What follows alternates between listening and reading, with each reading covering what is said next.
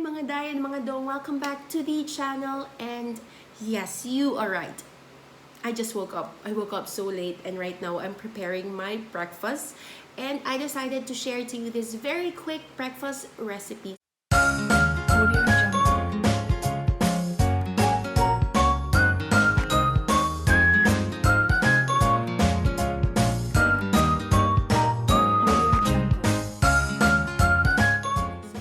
Who are in a diet like me, yes, trying hard po akong nagda-diet because there's this something next month and I really have to prepare and I really have to lose weight if kaya pa, diba? So, yes, I'll be sharing to you a very quick breakfast recipe using Quaker oatmeal. So, if you want to learn about this recipe, continue watching and please don't forget to subscribe and click the bell button down below for you to be notified every time I have a new vlog.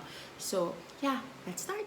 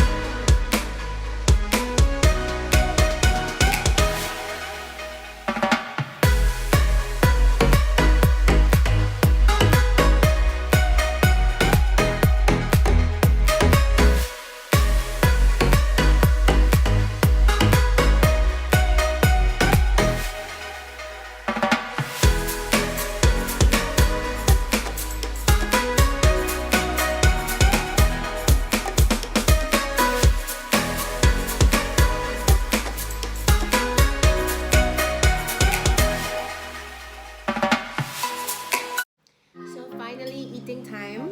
This is my finished product. I put sardines on it para mas ganado pang kumain. So, I hope you enjoy today's cooking vlog and I'll see you guys next time. Bye-bye!